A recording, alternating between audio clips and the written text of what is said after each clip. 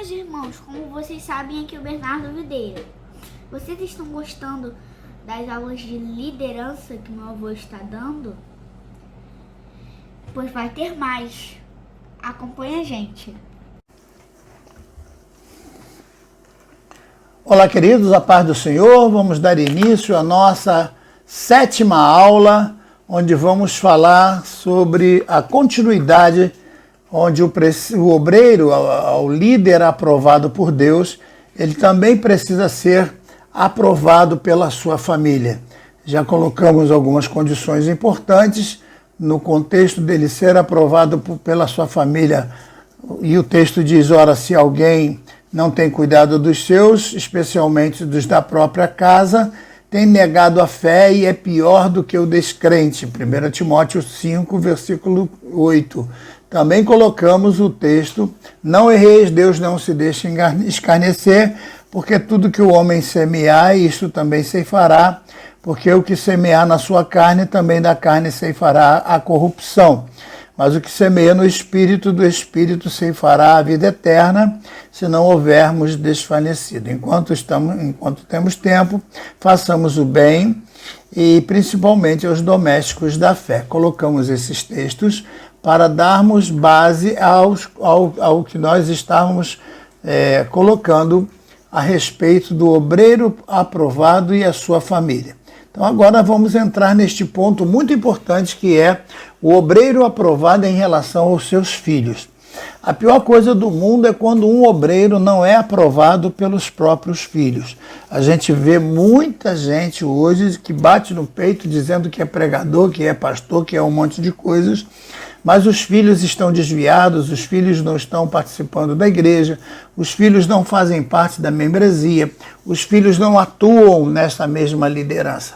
É de suma importância que o líder aprovado por Deus, a pessoa do líder aprovado por Deus, ele tenha a sua família ao lado dele como uma espécie de passaporte, determinando, provando, comprovando que ele é um obreiro aprovado por Deus, inclusive dentro de casa. Não basta ser aprovado por Deus apenas na igreja, ele tem que ser aprovado por Deus também dentro da sua casa e principalmente em relação aos seus filhos. E eu destaquei esse texto para que a gente entenda como é importante a questão do obreiro saber liderar a sua casa. Veja que Paulo, escrevendo a Timóteo, no capítulo 3, versículo 12, ele diz que o obreiro precisa governar bem a sua própria casa. Mas veja que ele diz, antes de falar de casa, ele fala de filhos. Governar a casa significa pagar as contas, manter a casa em condições, né? Ter a luz, o gás, enfim, os mantimentos da casa para que todos possam viver e sobreviver. É a obrigação do obreiro manter a sua própria casa. Mas antes de falar de casa, ele fala que governe bem os seus filhos. Porque a pior coisa do mundo é quando os filhos causam escândalo e desmerecem todo o trabalho do obreiro. Um obreiro pode ser completamente ridicularizado, envergonhado por causa da forma que os filhos se comportam. Então é de suma importância que as crianças sejam ensinadas bem pequeninas. Essa frase que é muito comum, é muito falada por aí, que diz, faço o que eu digo e não faço o que eu faço, não pode valer dentro da casa de um obreiro chamado por Deus, de um líder aprovado por Deus. Por quê? Porque o líder aprovado por Deus, os seus filhos vão fazer aquilo que ele faz. Então, aquilo que ele faz vai servir de base para o ensino da vida dessa criança. E a criança é formada ainda no nascedouro. Quando uma criança consegue já começar a ter o aprendizado da cultura do que está do lado de fora do ventre da sua mãe. Lá dentro do ventre, ele já ouve a voz da mãe, ele já entende algumas coisas, se a mãe está triste, se a mãe está agitada, se a mãe está nervosa. Alguns medicamentos que a mãe toma, a criança já consegue sentir os efeitos dos medicamentos. Por quê? A criança vai ser exatamente aquilo que está sendo determinada para fazer. Então a sociedade começa já dentro do ventre e ao nascedouro. A criança nasce como uma esponja gigantesca que vai sugar tudo que ela vê, tudo que ela ouve, tudo que ela participa, tudo que ela presencia, os sons que ela ouve, o caminhar, se você pega pela mão, daqui a pouco ela começa a engatear, daqui a pouco ela aprende a se equilibrar para andar erecta, porque ela foi climatizada dentro da cultura da sua família. Ela aprende a ser filha de pastor, filha de obreiro. Veja o que o ditado diz. Pense nisso, reflita nisso agora. Filho de peixe é peixinho. Se filho de peixe é peixinho, filho de cachorro é cachorrinho, se filho de gato é gatinho, por que filho de pastor não é pastorzinho? Por que filho de crente não é crentinho? Tem que ser. O certo é ser. É importante que você aprenda isso, que o valor que você dá ao ensino aos seus filhos vai ser colhido com o comportamento desses filhos. E você ensina isso desde o berço, desde quando a criança está na mais tenra idade. Não adianta eu deixar a criança crescer. Muita gente diz assim que meu filho atingiu uma certa idade, eu começo a ensinar. Não. Até lá ele já está sendo aculturado, até lá ele já está sendo climatizado com a cultura mundana. O mundo não dá trela e o diabo também não dá trela. Então é de pequenino que você ensina, é durante o dia a dia que você trabalha com seus filhos. Repare que eu coloquei aqui esse texto muito importante, o valor do ensino aos seus filhos. E olha o que o texto diz. O texto diz uma palavra escrita por Moisés em Deuteronômio capítulo 6, os versículos 6 até 7. Estas palavras que hoje te ordeno estarão no teu coração e as intimarás. O que é uma intimação? Intimação é aquilo que você recebe de uma polícia, por exemplo. O policial chega e diz, olha, tal dia, tal hora você tem que estar na delegacia. Se você não for, você vai ser preso. A intimação também chega através de um oficial de justiça, quando um juiz determina que você tem que estar lá no fórum tal, no juizado, na Câmara tal, no juizado tal, para responder uma acusação ou um problema qualquer que esteja na causa da justiça. Então veja a palavra intimar aqui.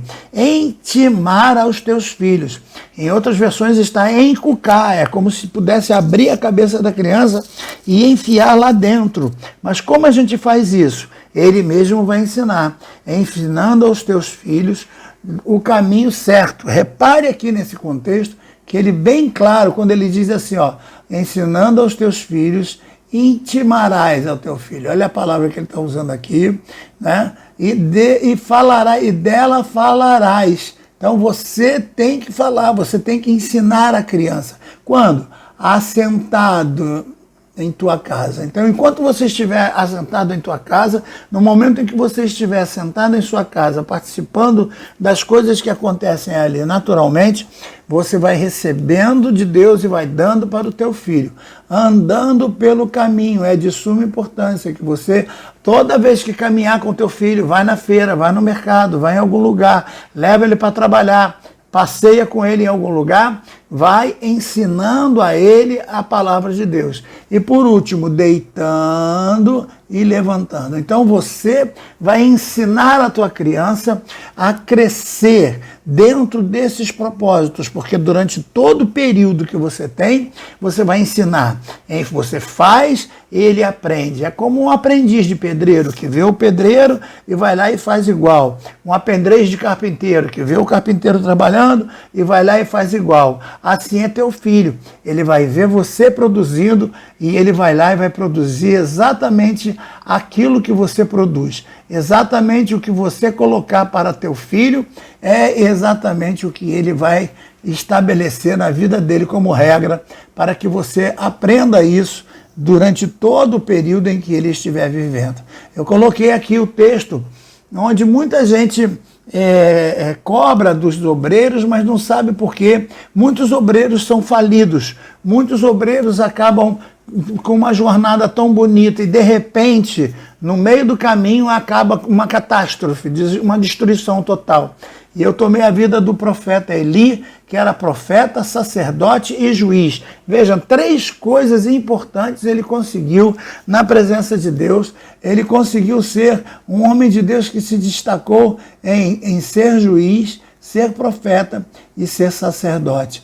3 coisas importantes demais, e era necessário uma comprovação, era necessário testes, era necessário que o povo reconhecesse, era necessário que Deus apontasse para essa pessoa como se ele fosse um homem realmente dado para Deus. Então, durante toda a vida de Eli, ele se dedicou a aprender com Deus, a obedecer a Deus, a respeitar a Deus. Entretanto, ele perdeu tudo isso quando ele não soube ensinar aos seus filhos, quando ele perdeu a capacidade de ser líder da sua própria casa, quando ele perdeu a competência de ensinar aos seus filhos o caminho certo, aquilo que ele deveria fazer com os seus próprios filhos. E olha esse texto do profeta Samuel, como ele nos deixa muito triste, quando Samuel diz assim, falando Deus com Samuel a respeito de Eli, ele diz assim, porque já lhe disse que julgaria a sua casa,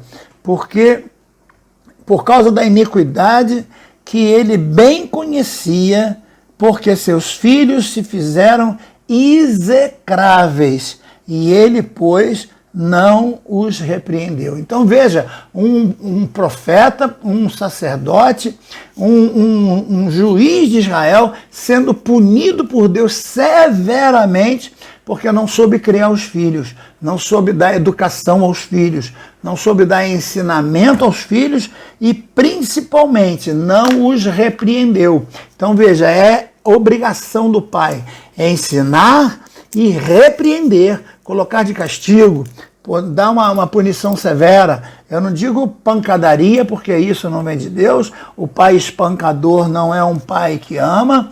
Não tem esse negócio de bater com pau, machucar, tirar sangue da criança. Isso é coisa de doido, de maluco. Não. É você ensinar desde pequeno para a criança ter limites, ter regras. Então, se ela fez uma coisa que não deveria, tira dela uma coisa que ela gosta. Hoje estamos aí na tecnologia, na época do celular. A criança gosta muito de ter um brinquedinho, um brinquedo eletrônico, tira dela. Você vai ficar ali no cantinho, sem brincar durante tanto tempo, para aprender, para meditar. Por que você está de castigo? Porque eu não fiz isso que devia fazer. Por que você está de castigo? Porque eu não obedeci aquilo que deveria obedecer.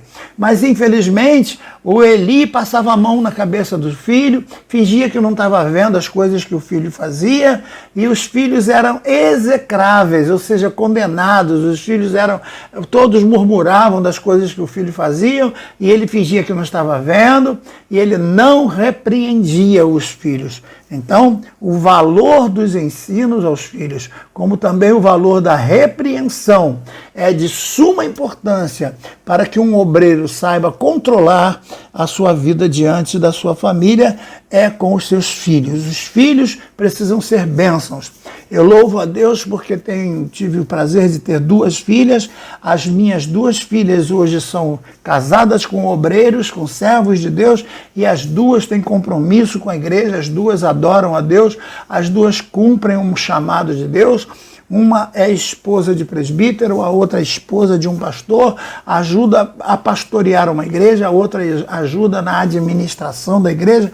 Enfim, todas ajudam no louvor, ajudam, enfim, em outras coisas, o que faz com que um pai seja honrado. Porque um filho criado de acordo com a sua própria vontade, ele desonra os pais, ele envergonha os pais. E então eu quero que você que está me ouvindo agora, está fazendo este curso, você aprenda que um líder aprovado por Deus, ele tem que saber criar os seus filhos e repreendê-los no momento certo, na hora certa. O segundo ponto de suma importância é com relação ao casamento. O casamento de um servo de Deus, de um homem de Deus, precisa ser um exemplo. A gente tem aí exemplos de homens que, infelizmente, vão muito mal no casamento, e pior ainda, quando se divorciam e acabam casando com outras mulheres, e é uma coisa terrível. O pastor acaba casando alguém que tem idade para ser neta dele, e ele casa de novo, e começa a botar um monte de coisas de culpa nas mulheres que saíram, porque agora ele está com outra nova mulher e está virando uma bagunça. A casa de Deus está se tornando casa de baderna, e a gente não pode concordar com isso. Um líder aprovado, ele tem também um casamento aprovado. E um casamento aprovado, ele segue algumas regras importantes. Primeiro, é um casamento que está de acordo com as regras e as leis. Um casamento precisa ser no cartório, não pode esse negócio de ajuntor, com fé casado não, tem que ser no cartório, tem que ser na presença de um sacerdote, um servo de Deus, para que os votos sejam feitos na presença de testemunhas e na presença do próprio Deus. A gente tem que ter muito cuidado com isso. A letra B que eu coloco aqui é que iniquidade não combina com casamento. Se você quer ter um casamento perfeito na presença de Deus, se afasta da iniquidade. Não traga a iniquidade para a sua cama. A sua cama é um santuário que Deus te deu. O teu leito, o teu lugar onde você deita com a sua esposa é um lugar sagrado. Não traga pecado para dentro do seu quarto, não traga imundícias mundanas, iniquidades mundanas para dentro do seu quarto. Um casamento certo, feito em Deus, os dois não precisam de nenhum tipo de motivação externa. Não precisa de filmezinho de sexo, não precisa de revistinha de sexo, não precisa de incentivos específicos. Por quê? Porque eles não vivem para o sexo. O sexo acontece de forma natural, porque quando se tem uma vida de amor, uma vida de carinho, uma vida de afeto, uma vida de respeito, o sexo vai acontecer de forma natural na hora que ele tiver que acontecer da forma correta. Então, cuidado com muita gente que está colocando o sexo acima de tudo e acaba que se transforma numa coisa iníqua, uma coisa indesejável. Então, cuidado com o leito com mácula. Paulo fala que o nosso leito tem que ser sem mácula. Então, Deus abençoa você, Deus abençoa o sexo, mas Deus não abençoa a iniquidade no sexo. Então, é importante que você observe isso. É importante que a mulher observe o seu lugar no casamento, porque a palavra de Deus diz que ela tem que estar debaixo de uma missão. Submissão significa estar debaixo de uma missão, estar debaixo de uma ordenança divina. Então, agradar a Deus e agradar o seu marido. Estar ali atento para as coisas que o seu amado precisa, as coisas que o seu amado, ela tem que ser a retaguarda dele, ela tem que ser os ouvidos dele, ela tem que ser o braço dele, ela tem que ser os ouvidos dele. Ela não é o pano de chão dele, como alguns obreiros acham que é. Ela não é a faxineira, ela não é a cozinheira, como algumas pessoas acham que tem que prender o marido pela boca ou pela... Não. Você prende o marido pelo amor. Se você cozinha bem ou não, isso é outra coisa. Mas você não precisa, para ser uma boa esposa, ser uma boa cozinheira. Não precisa. Você precisa ser uma boa esposa na sua submissão, na sua dedicação e na sua forma de amar o seu marido. Mas a palavra não fala só do marido, da esposa. Ela também tem regras para o marido. Veja que o texto diz, a obrigação do marido é amar as suas esposas. Amar de que forma? Amar como diz a Bíblia. Assim como Cristo amou a igreja, é assim que o marido tem que amar a sua esposa. Assim como Cristo deu a própria vida pela sua noiva, nós também temos que amar a nossa esposa a ponto de nos darmos também por ela. Você é capaz de morrer pela sua esposa? Você seria capaz de dar a sua própria vida para que a sua esposa pudesse viver? Então o homem se dá. O homem se cansa, o homem se soa, o homem se transpira, o homem se desgasta para ver a sua esposa feliz. Esse é o casamento perfeito, quando a mulher está debaixo de uma missão para cuidar do marido e quando o marido ama a sua esposa acima dele mesmo para dar a ela todo o conforto, todo o respeito que ela precisa. Então é importante que essas coisas aconteçam. Por isso que é muito importante a gente ter cuidado com essa letra E, que é o jugo desigual. O jugo desigual, ele destrói qualquer casamento. Não dá para dar certo. porque você se casa com uma pessoa que tem outros desejos, que tem outra cultura, que tem outra religião, que tem outros pensamentos, tem outra ideia do que é divertimento. Então, enquanto você quer ir para a igreja, ela quer ir para o baile, ou vice-versa. Enquanto você quer ir para uma vigília, ela quer ir para um baile funk. E não vai dar certo. Julgo desigual nunca foi aceito por Deus. É importante que você saiba pesquisar e esperar no Senhor para se casar com alguém que seja santo. Um homem de Deus santo, uma mulher de Deus santa, para com você tornarem um casal abençoado na presença de Deus. Então, o julgo desigual, ele não é permitido no contexto espiritual, porque você vai arriscar o teu ministério. Um homem chamado por Deus, um líder chamado por Deus, para ser aprovado no seu ministério, ele tem que ser aprovado também no seu casamento. Existem algumas regras importantes para que um casamento se dê bem, para que um relacionamento seja uma bênção. E eu coloco aqui duas das mais importantes de todas as regras. A primeira delas seria saber ouvir. O homem que não sabe ouvir, a mulher que não sabe ouvir, ela vai cometer erros muito sérios, porque ela vai se precipitar.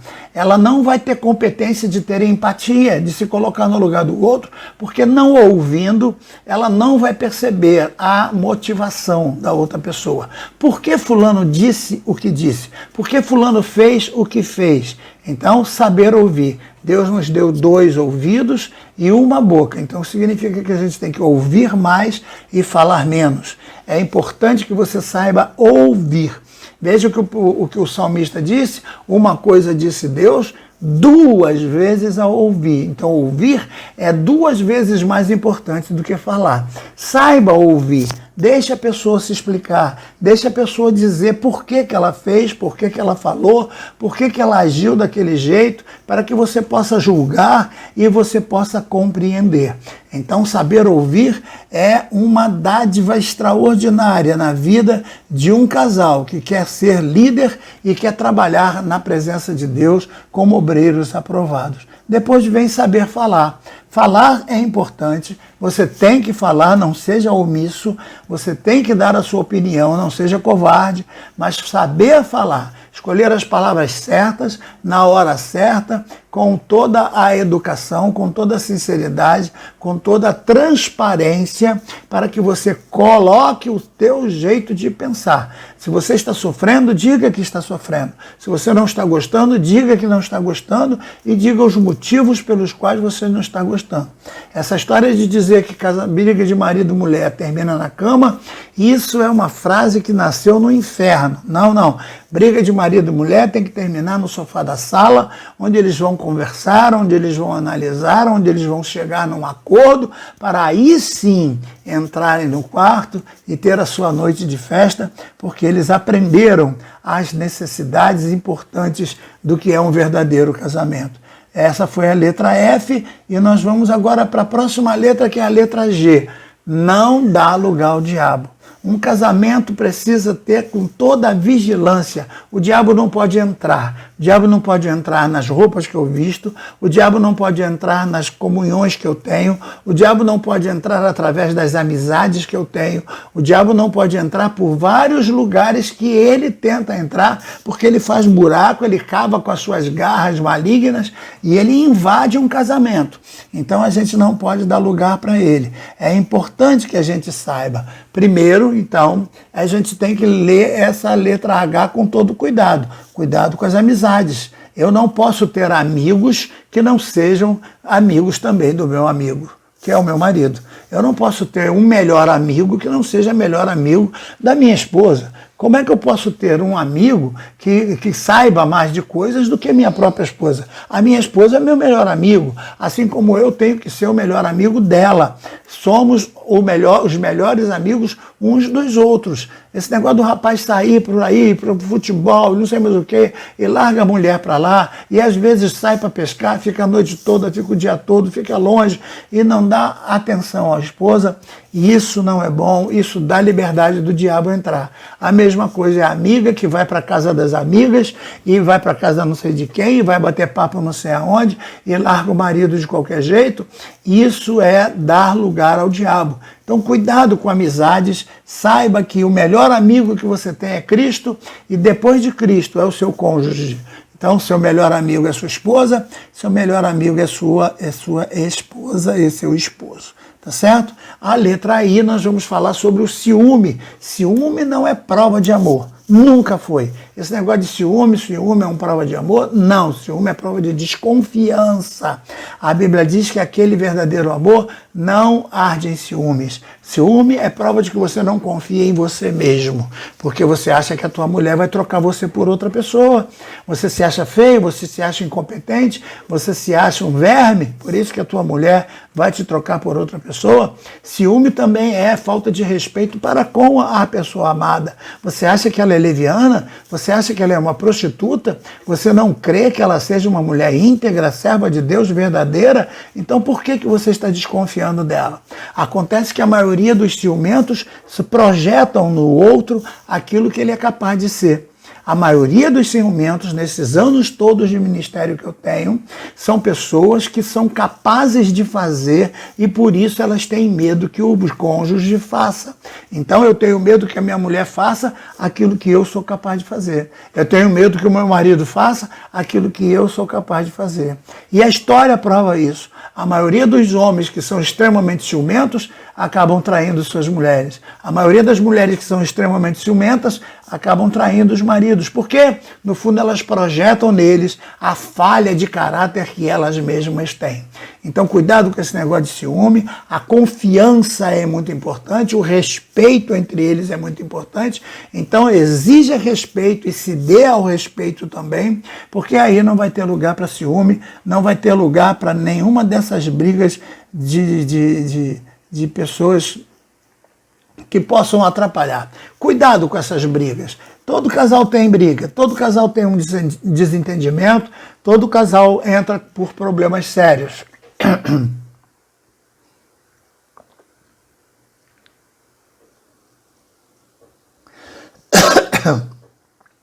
Então tenha cuidado com as brigas. Há brigas que às vezes você está apenas por causa da sua vaidade, da sua arrogância, e a briga está sendo levada para outro lado.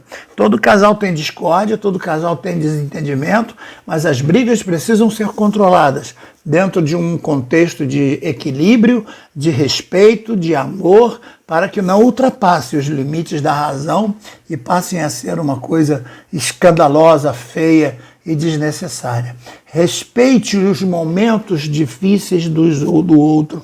Nessa pandemia, por exemplo, tem muito parente doente, tem muita mamãezinha doente, tem muito tiozinho doente, tem muito vovozinho doente, tem muito irmão separado que está doente. E é comum que a pessoa, às vezes, tenha um momento de tristeza, um momento que ela prefira ficar sozinha para orar, para meditar. Então respeite esse momento, que é um momento dela com Deus, é um momento dela com ela mesma. É importante ter esse momento a sós. Mas também cuidado para não desprezar de vez e a pessoa se sentir abandonada. Você tem que equilibrar isso aí, muito cuidado, porque esse limite entre o desrespeito do abandono e a intromissão, no sentido de não deixar a pessoa ser a própria pessoa, acaba sendo um limite muito estreito. Então você tem que saber administrar isso aí.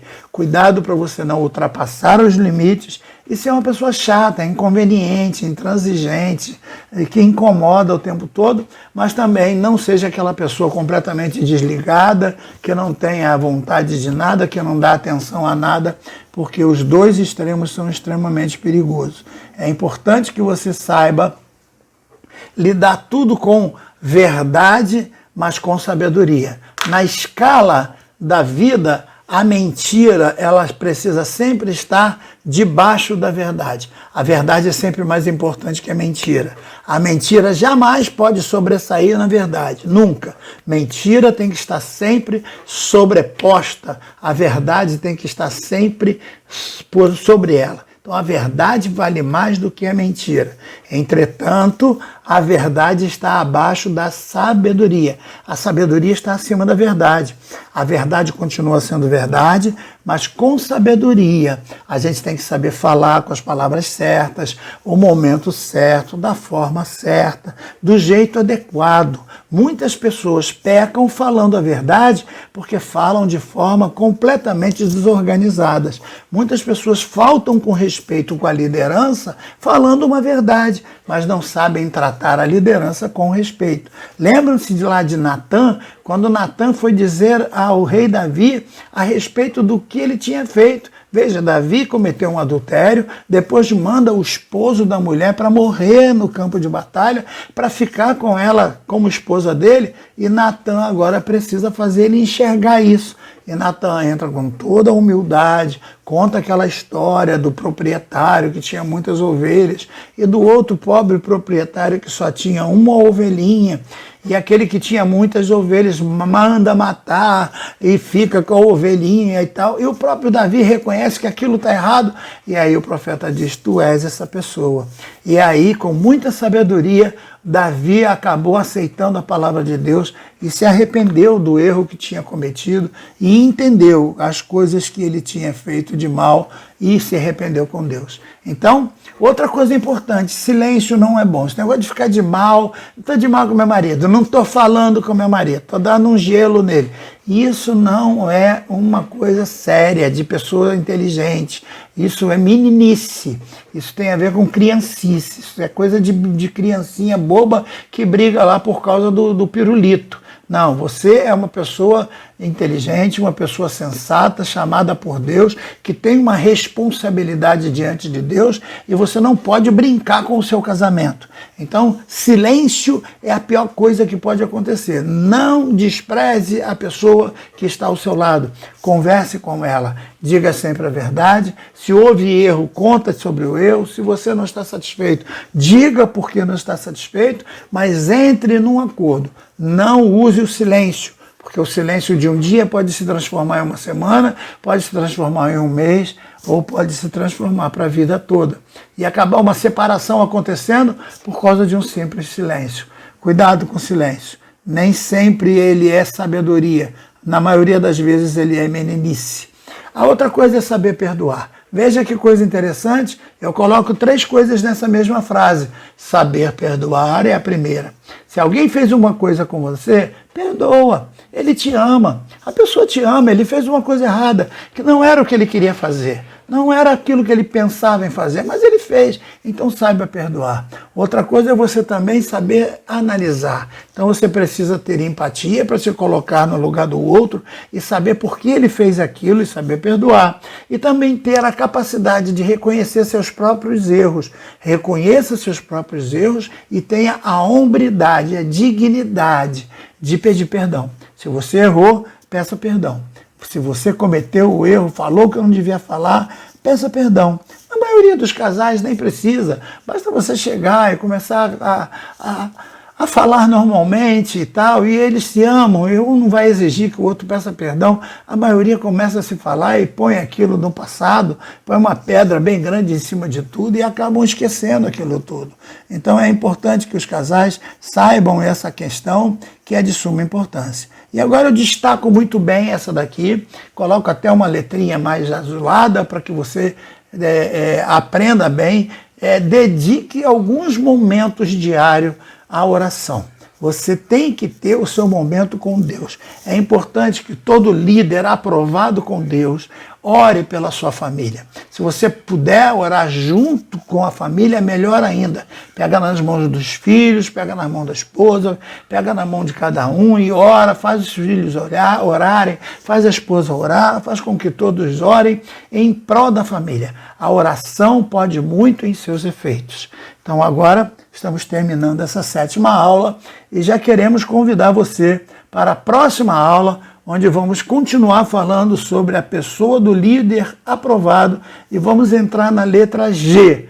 A letra G diz que o obreiro aprovado precisa saber liderar. Então, como liderar será o assunto da nossa 8ª aula que nós vamos ter logo depois. Eu quero agradecer a todos vocês por esta 7ª aula que tivemos. Que Deus te abençoe. Espero que você tenha aprendido. Pega esse texto agora, pega esse filme e vai vendo devagar, vai revendo os textos e vai aprendendo em casa, porque esse é um curso que você não precisa só ouvir. Você tem que ouvir, ler e aprender para que isso envolva o teu jeito de procedimento, porque a pessoa do líder aprovada, ela tem que ter todos os os caracteres necessários para ser um líder aprovado por Deus.